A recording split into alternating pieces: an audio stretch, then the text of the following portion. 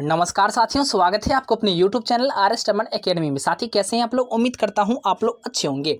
साथी जैसा कि आप लोग को पता है, दिसंबर में सीटेट की परीक्षाएं होने वाली है और लगातार बहुत सारे हमारे साथी के माध्यम से कमेंट सेक्शन में कमेंट आता था कि सर जल्द से जल्द जो है मॉक टेस्ट को आरंभ किया जाए। तो फाइनली साथी जो है आप लोग के इंतजार की घड़ी समाप्त हो गई है और आज हम आपके सामने एक फर्स्ट मॉक टेस्ट लेकर के आए और इसमें उसी प्रश्नों को समाहित किया गया है जो आपके परीक्षा के दृष्टिकोण से बहुत ही ज़्यादा महत्वपूर्ण होने वाला है। क्योंकि साथी आपको पता है कि ऑनलाइन परीक्षा जब से यानी पिछले बार से जो होना आरंभ हुआ, लगातार प्रश्नों के जो लेवल हैं उनमें परिवर्तन किया गया, साथ में ही लॉजिकल क्वेश्चंस को ज़्यादा से ज़्यादा इंक्लूड किया जा रहा है। तो फाइनली जो है सिलेबस और पैटर्न को देखते हुए मैं आपके सामने सबसे बेहतर जो है टेस्ट सीरीज लेकर के आया हूँ। तो वीडियो के अंत तक साथी आप लोग जरूर बने रहें। इससे पहले एक छोटा सा रिक्वेस्ट भी होगा आपसे, अगर आप चैनल पर नए हैं तो जरूर चैनल को सब्सक्राइब कर ले। तो साथी पहला प्रश्न आपके सामने दिख रहा होगा स्क्रीन पर कि बच्चे की बुद्धि लब्धि, बच्चे का आईक्यू लेवल जो है अगर 90 से 110 के बीच में है तो वो किस प्रकार का बालक होगा, किस प्रकार का बच्चा होगा। अगर किसी बच्चे का अगर आईक्यू लेवल 90 से 110 के बीच में है तो वह बच्चा समान बुद्धि वाला बच्चा कहलाता, यानी समान बुद्धि का बालक कहलाता। तो इसका सही उत्तर जो हो जाएगा साथी नंबर 1 पे हम लोग क्लिक कर देंगे और यही इसका सही उत्तर है। इसके बाद दूसरा प्रश्न आपकी स्क्रीन पर दिखता होगा कि बाल मनोविज्ञान के आधार पर, जी हाँ साथी, चाइल्ड साइकोलॉजी के आधार पर कौन सा कथन सबसे सर्वोत्तम है यानी सबसे बेहतर है। तो हमें चाइल्ड साइकोलॉजी को समझनी होगी और इसमें से 4 ऑप्शंस में सबसे जो बेहतर आंसर होगा वो आपको टिक आउट करना है। प्रश्न है यानी पहला ऑप्शन है साथी कि सारे बच्चे एक जैसे होते हैं, इसको हम लोग सही नहीं मान सकते क्योंकि सारे बच्चे एक जैसे हो ही नहीं सकते हैं, तो अर्थात यह गलत उत्तर है। उसके बाद है कि प्रत्येक बच्चा विशिष्ट होता है। नंबर 3 में है कि कुछ बच्चे विशिष्ट होते हैं, यह भी बिल्कुल हम लोग नहीं मान सकते 110% कि कुछ बच्चे विशिष्ट होते हैं, इसको भी हम लोग नहीं कह सकते हैं। उसके बाद है कि कुछ बच्चे एक जैसे होते, इसको भी हम लोग बिल्कुल 110% सही नहीं मान सकते क्योंकि बच्चे में जो होता है गुण, चाइल्ड साइकोलॉजी कहता है कि प्रत्येक बच्चे के पास कुछ न कुछ यूनिक चीज़ें होती है और कुछ न कुछ यूनिक होती है, वो सबसे अलग सबसे बेहतर कर सकता है। इसलिए इसका सही उत्तर साथी हो जाएगा नंबर 2 वाले, अर्थात प्रत्येक बच्चा विशिष्ट होता है, प्रत्येक बच्चे में कुछ न कुछ अलग होता है, यूनिक करने की शक्तियाँ होती है। इसी प्रकार से तीसरा प्रश्न साथी आपके सामने है कि शिक्षक को ज्ञान होना चाहिए किस विषय का। शिक्षक अगर कोई विद्यालय में क्लास में वर्ग में अगर पढ़ा रहे हैं तो उन्हें किस चीज़ का ज्ञान होना चाहिए। नंबर 1 में है कि अध्यापन विषय का, नंबर 2 में है बाल मनोविज्ञान का, 3 में है शिक्षा संहिता का, 4 में है अध्यापन विषय एवं बाल मनोविज्ञान का। जब कभी भी आप कक्षा में जो है पढ़ा रहे होंगे तो उस समय आपको सबसे पहले आपको अध्यापन विषय का तो ज्ञान होना ही चाहिए। अगर अध्यापन विषय का आपके पास अगर नॉलेज नहीं है तो आप बेहतर से शिक्षा प्रदान नहीं कर सकते हैं। उसके बाद अध्यापन विषय के साथ साथ जो है बाल मनोविज्ञान का होना बहुत ज़्यादा ज़रूरी है क्योंकि चाइल्ड साइकोलॉजी अगर आपके पास अगर नॉलेज है तो बच्चे के चेहरे को देख करके, बच्चे के बिहेव को देख करके आप बेहतर से बेहतर तरीक़ा से उनके उपयोगी वाली यानी उनके अवसर को आप प्रदान कर सकते हैं उसके अकॉर्डिंग टू। तो कहीं ना कहीं इसमें इसका सबसे लास्ट वाला ऑप्शन है कि अध्यापन विषय के साथ साथ जो है बाल मनोविज्ञान भी उन्हें जो है आवश्यकता होती है, अर्थात ज्ञान जो है होना चाहिए। तो 4 बारे ऑप्शन पे हम लोग क्लिक करके सबमिट कर देंगे। इसी प्रकार से साथी नंबर 4 का क्वेश्चन आपके सामने दिख रहा होगा कि एक बच्चे की बुद्धि और विकास के अध्ययन को सर्वाधिक अच्छी विधि कौन सी है। एक बच्चे की बुद्धि को बात कर ले और विकास की बात कर ले तो सबसे बेहतर जो है विधि कौन सी होती है। 4 में है मनोविश्लेषण, नंबर 2 में है तुलनात्मक, 3 में विकासीय और सांख्यिकी। जब कभी भी बच्चे में अगर वृद्धि का भी विकास हो रहा, विकास भी हो रही है, वृद्धि और विकास अगर दोनों चीज़ें अगर अच्छी तरीके से हो रही है तो कहीं ना कहीं जो है यह विधि जो है विकासीय विधि के अंतर्गत आता है। तो सही आंसर इसका 3 ऑप्शन हो जाएगा। इस पर हम लोग क्लिक कर देंगे और इसे सबमिट कर देंगे। इसी प्रकार से साथी आपके सामने 5 नंबर प्रश्न आ गया, बहुत ही ज़्यादा महत्वपूर्ण प्रश्न है। ये समाजीकरण वह प्रक्रिया है, समाजीकरण वह प्रक्रिया है जिसमें बच्चे और वयस्क किससे सीखते हैं। समाजीकरण वह प्रक्रिया है जिससे बच्चे और वयस्क जो है किसके माध्यम से सीखते हैं। परिवार से सीखते हैं, विद्यालय से सीखते हैं, साथियों से सीखते हैं, इनमें से सभी।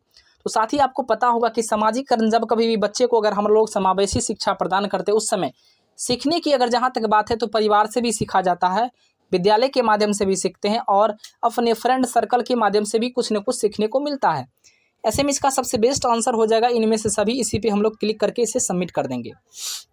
उसके बाद साथी नंबर 6 वाले प्रश्न आपके सामने आ गया होगा।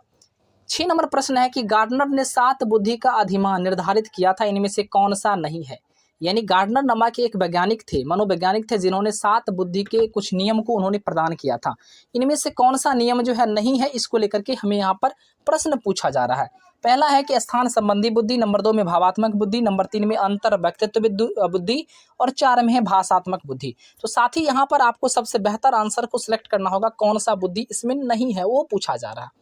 तो कहीं ना कहीं गार्डनर के अकॉर्डिंग टू जो है, मैं आपको बता दूं, अंतर व्यक्तित्व बुद्धि जो है इसके अंतर्गत नहीं आता है, इसलिए हम लोग इस पे क्लिक करके भाषात्मक बुद्धि इसका सही उत्तर हो जाएगा। चूंकि कहीं ना कहीं आपको मैं बता दूं कि भाषात्मक बुद्धि जो है गार्डनर के अकॉर्डिंग टू नहीं आता। प्रश्न थोड़ा सा टेक्निकल इशू के कारण क्लिक हो गया था। उसके बाद नंबर 7 पे प्रश्न बहुत ही ज्यादा साथी महत्वपूर्ण है कि सहयोगात्मक राजनीति किस श्रेणी में महिलाएं निम्न से संबंधित नहीं होती है। सहयोग की भावना अगर किसी महिला की अगर बात कर ले, तो सहयोग की भावना अगर महिलाओं में होती है तो कहीं ना कहीं वो स्वीकार किसी चीज को करता है तो होती है। यानी मान चलिए अगर किसी व्यक्ति को अगर मदद की आवश्यकता है तो सबसे पहले हम स्वीकार करेंगे, मन में लगेगा नहीं इसे जो है मदद की आवश्यकता है, तो हम लोग जो है हेल्प करते हैं, सहयोग करते हैं। उसके बाद है क्रांति की आवश्यकता है। जब आपको लगता है किसी प्रकार की चीज़ों को हमें जो है विरोध प्रदर्शन करके क्रांति करके दर्शाना, तो उस समय भी सहयोग की आवश्यकता होती है। अनुकूलन, जब आपका बात उनका बात आसानी से अगर मिल जाए तो उस समय भी सहयोग की बातें हो पाती है। लेकिन प्रतिरोध में कभी भी जो है सहयोग की भावना नहीं आती, क्योंकि प्रतिरोध एक दूसरे के अपोजिट वाली भावनाएं होती है। ऐसे में इसका कौन नहीं है यह पूछा जा रहा था, इसका सही उत्तर हो जाएगा प्रतिरोध। इस पर हम लोग क्लिक करके सबमिट कर देंगे। इसी प्रकार से साथ ही 8 नंबर प्रश्न बहुत ही ज़्यादा महत्वपूर्ण है। मैं आपको बता दूं, एक बच्चे की मानसिक आयु 5 वर्ष है, मानसिक आयु 5 वर्ष है तथा वास्तविक आयु 4 वर्ष है, तो उस बच्चे की बुद्धि लब्धि क्या होगी। साथ ही यह प्रश्न बहुत ही ज़्यादा महत्वपूर्ण है। बुद्धि लब्धि का सूत्र होता है मानसिक आयु बट्टा वास्तविक आयु गुने 100। तो m बट्टा वास्तविक आयु को अगर हम रियल एज मान ले गुने 100, यह इस फार्मूला को आप यूज करेंगे और आसानी से आपका प्रश्न का उत्तर आ जाएगा। यानी साथी जो है मानसिक आयु 5 है, बट्टा में 4 हो जाएगा, वास्तविक आयु गुने में 100 कर देंगे। 4 से 100 को काटेंगे 25 होगा, और 25 को 5 से गुना कर देंगे 125 हो जाएगा। इसका सही उत्तर साथी हो गया 125। इस पर हम लोग क्लिक करके सबमिट कर देंगे। याद रखना है कि बुद्धि लब्धि बराबर होता है मानसिक आयु बट्टा में वास्तविक आयु गुने में 100। सही उत्तर 1 पे क्लिक करके सबमिट कर देंगे।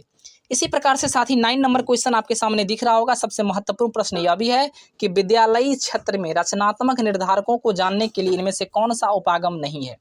विद्यालय में अगर किसी प्रकार का रचनात्मक अगर कोई कार्य करना है या निर्धारण करना है, तो उस समय कौन सा उपागम नहीं हो सकता है।